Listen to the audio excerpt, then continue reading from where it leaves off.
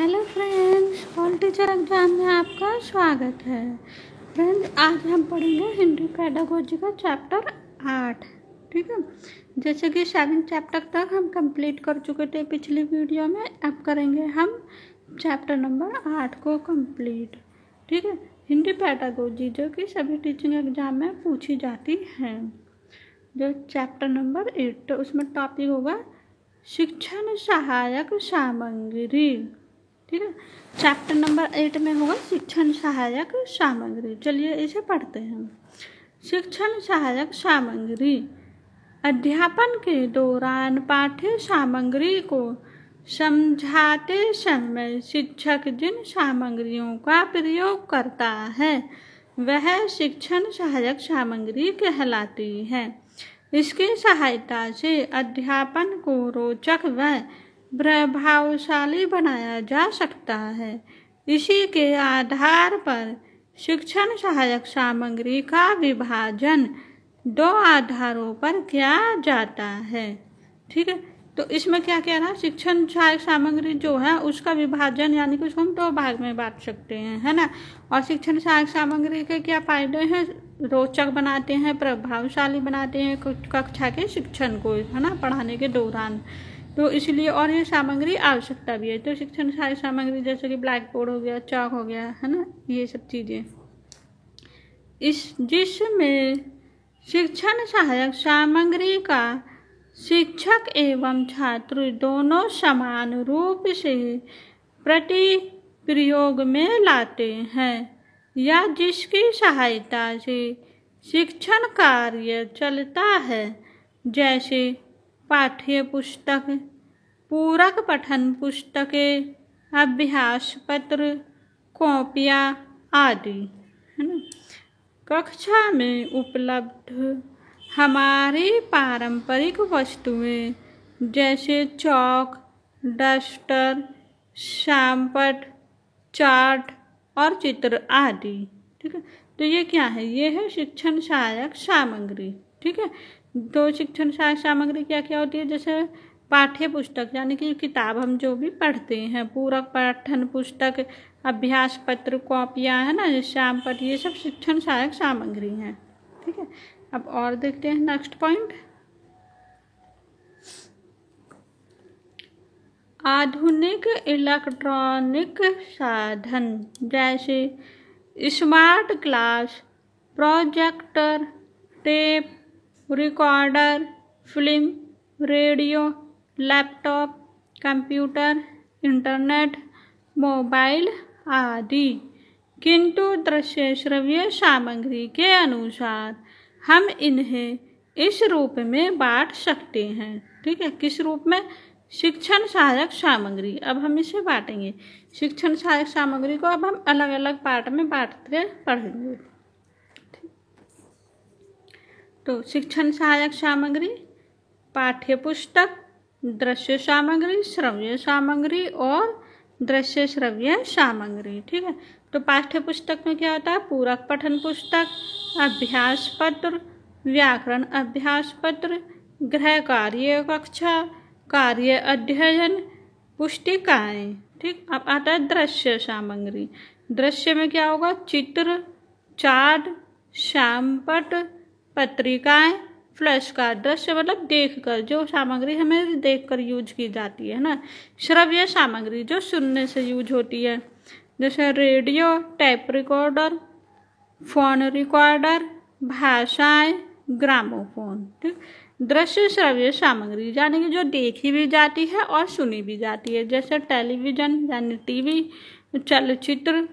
ठीक, ये क्या है, इनको हम देख भी सकते हैं, सुन भी सकते हैं। इसमें कंप्यूटर भी हो जाएगा जिस पर हम स्क्रीन पर देख भी सकते हैं और म्यूजिक सुन भी सकते हैं, है ना। ये श्रव्य सामग्री जो केवल सुनी जाती है, जैसे रेडियो को हम जो है चित्र नहीं देख सकते ना, इसमें बाहर से तो देख सकते हैं रेडियो, लेकिन वो क्या है, वो श्रव्य है, सुनने के काम आती है ना, इस तरह से। और दृश्य सामग्री चित्र जो देख, जैसे चित्र है सिर्फ देख सकते हैं, इसको सुन तो नहीं सकते ना। चार्ट पेपर पे कोई चित्र बना लिया, वो ब्लैक बोर्ड हो गया मान लो, वो तो हम सिर्फ देख सकते हैं, सुन नहीं सकते। तो इस प्रकार ये है। पाठ्य पुस्तकें जैसे गृह कार्य की कक्षा पुस्तिकाएँ, ये क्या है, ये किताब टाइप की हैं, है ना, जिन्हें हम पढ़ते हैं, अभ्यास करते हैं, जिनमें पठन कार्य करते हैं, तो वो सब पाठ्य पुस्तक में आते हैं। नेक्स्ट पॉइंट हम पढ़ते हैं, शिक्षा की सहायक सामग्री के प्रयोग के उद्देश्य।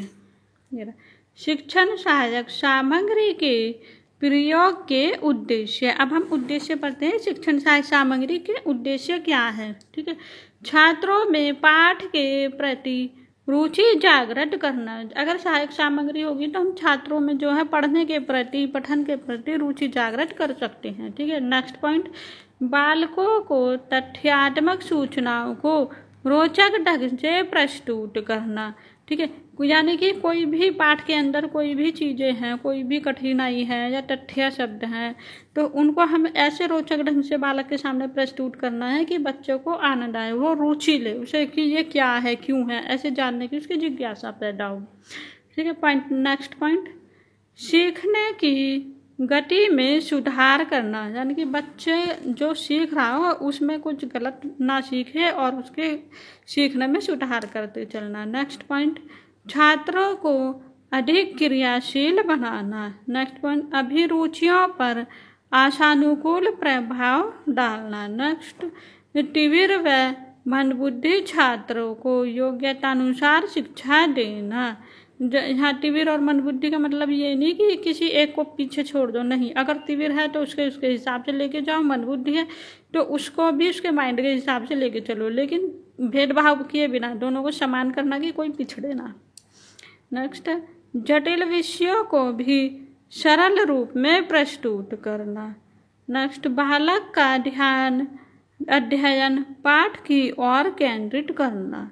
अमूर्त पदार्थों को मूर्त रूप देना, ये मोस्ट इम्पोर्टेंट है ना, अमूर्त पदार्थों को मूर्त रूप देना। अमूर्त जो नहीं दिखता है और मूर्त जो दिखता है, ठीक है, वो उनके लिए है। नेक्स्ट है, बालकों की निरीक्षण शक्ति का विकास करना। ठीक, तो ये सब क्या थे हमारे, ये सब हमारे थे शिक्षण सहायक सामग्री के उद्देश्य। ठीक है, तो अब हमने शिक्षण सहायक सामग्री वाला चैप्टर नंबर 8 कर लिया, अब चैप्टर नंबर 9 हम करेंगे इसी में।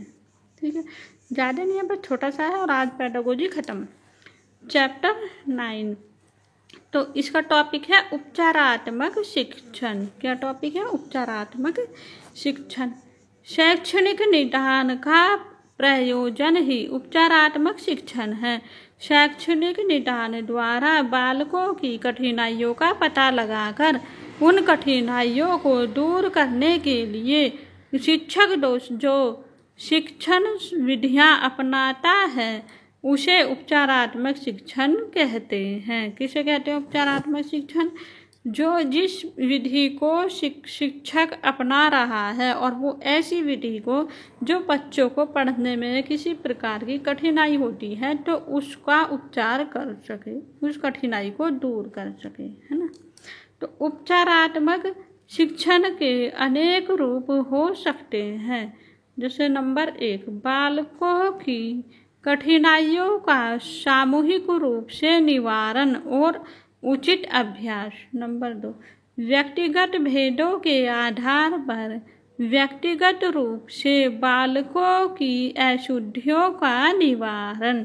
देखो, सामूहिक रूप से यानी कि कई सारे बच्चों को एक साथ ग्रुप में बैठा दिया और ताकि वे एक दूसरे की बात करेंगे, कोई टॉपिक उठाएंगे तो एक दूसरे को ही सलाह देंगे, एक दूसरे को ही प्रॉब्लम को सॉल्व करेंगे, है ना।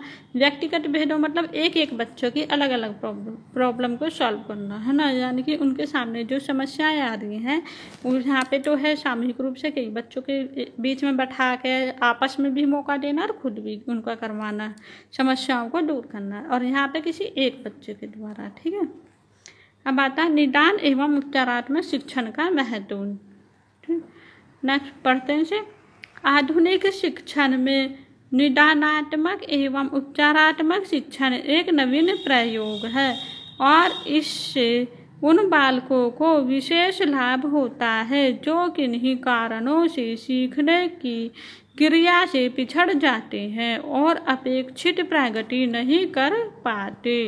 नेक्स्ट है, निदानात्मक शिक्षण द्वारा बालकों की सीखने संबंधी कठिनाइयों का पता चल जाता है। ठीक है, नेक्स्ट पॉइंट है शिक्षण संबंधी कठिनाइयों में। शिक्षण संबंधी कठिनाइयों एवं कारणों को दूर करने के लिए समुचित शिक्षण प्रक्रिया अपनाई जाती है, जिससे बालकों को अपनी शक्ति एवं योग्यता अनुसार शैक्षिक प्रगति करने का अवसर मिलता है।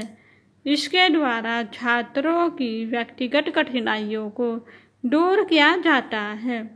शिक्षण अधिगम प्रक्रिया में पिछड़े बालकों की हीन भावना दूर हो जाती है और वह असमायोजन से बच जाते हैं। साथ ही उन्हें आगे बढ़ने की प्रेरणा भी मिलती है और उनके व्यक्तित्व को समुचित विकास करने में सहायता मिलती है। ठीक है, तो ये सब किसके लिए कहा जा रहा है? देखो, हमारा ये पॉइंट है शिक्षण संबंधी कठिनाइयों का। ठीक है, उसको दूर कैसे किया जाए? तो यह है समुचित शिक्षण प्रक्रिया के द्वारा शक्ति एवं योग्यता के अनुसार व्यक्तिगत कठिनाइयों को दूर करना, असमानताओं से बचना, हीन भावना न आने देना, व्यक्ति को समुचित विकास है ना, और सहायता हर प्रकार से करनी है, तभी ये सब होगा, है ना। अब आ जाए उपचारात्मक शिक्षण के उद्देश्य। ठीक, उपचारात्मक शिक्षण के उद्देश्य विद्यार्थियों के भाषा संबंधी विभिन्न दोषों का निवारण करना, उसे सामाजिक दृष्टि से अधिक कुशल एवं योग्य बनाना। देखो, उद्देश्य बच्चे को जो है उपचार देने का उद्देश्य क्या है? ठीक है, तो उसे सामाजिक दृष्टि में अच्छा बनाना और उसकी गलतियां को, जो उसके अंदर बुराइयां हैं, उसको दूर करना। ठीक है ना। विद्यार्थियों की ज्ञानपरक अशुद्धियों को दूर करना। ठीक है, जो उसमें अशुद्धियों का मतलब है जो उसको सही ज्ञान नहीं है, गलत मार्ग का ज्ञान है, तो उसको हटाना। ठीक है, नेक्स्ट पॉइंट है भाषा व्याघात संबंधी दोषों को दूर करना और अपनी मातृभाषा के कारण अल्पप्राण महाप्राण घोष अघोष के उच्चारण और इन कारण लेखन में होने वाली त्रुटियों को दूर करना। ठीक है, यानी कि बच्चे की भाषा के दोष को दूर करना और उनकी जो वर्ड को बोले जाने वाली त्रुटियां होती हैं, जैसे कि महाप्राण वाले वर्ड होते हैं, अल्प प्राण घोष अघोष और जो भी वर्णमालाएं हैं, अगर उनके उच्चारण में उसे कोई कठिनाई हो रही है तो उन कठिनाइयों को दूर करना। विद्यार्थियों में इस प्रकार की भाषा की आदतें व्यवहार को विकसित करना जो उस समय तक विद्यार्थी ने नहीं सीखा है। नेक्स्ट है अनुचित भाषा आदतों को दूर करना, साथ ही मानक भाषाओं को विकसित करके व्यवहार में स्थायित्व प्रदान करना। ठीक है, तो ये सब। अब नेक्स्ट हम पढ़ते हैं उच्चारण संबंधी दोषों का निराकरण। उच्चारण संबंधी दोषों का निराकरण। ठीक है, नंबर 1 उच्चारण अंगों की चिकित्सा। नंबर 2 पुस्तकों के शुद्ध पाठ पर बल, शुद्ध वाचन, भाषण प्रतियोगिताएं, हिंदी ध्वनियों का वर्गीकरण सिखाना। वर्गीकरण करके जैसे कि ये संयुक्त व्यंजन हो गए, ये उपसम व्यंजन हो गए और ये जो है नासिका व्यंजन हो गए। ऐसे विराम चिन्हों का अभ्यास कराना। अनुकरण विधि का प्रयोग। अनुकरण जिसमें पहले टीचर बोल रहा है फिर बाद में बच्चे बोलते हैं। ठीक है, टीचर के पीछे पीछे। मानसिक संतुलन हेतु प्रयास। अनुकरण विधि का प्रयोग। अब नेक्स्ट है विश्लेषण विधि का प्रयोग। विश्लेषण यानी कि किसी बड़े पाठ को छोटे छोटे भागों में बांट के कराना, है ना। तो फ्रेंड्स, आज हमने कराया है हिंदी पेडागोजी का चैप्टर 8 और चैप्टर 9, यानी कि चैप्टर 8 और चैप्टर 9। ठीक है, आज हमारी हिंदी पेडागोजी कंप्लीट हो चुकी है। इस पेडागोजी को हम बाकी की और क्लासों में भी और भी डिटेल में पढ़ाएंगे। फिलहाल हमने आपको केवल उतना ही पढ़ा है जितना कि बहुत ज़्यादा इम्पोर्टेंट है। जो हमने कराया है वहाँ से ज़्यादा बहुत ज़्यादा क्वेश्चन पूछे जाते हैं फ्रेंड। तो फ्रेंड्स आज के लिए बस इतना ही। अगर आपको हमारी क्लास अच्छी लगी हो तो लाइक शेयर और सब्सक्राइब ज़रूर करें। Okay, bye bye.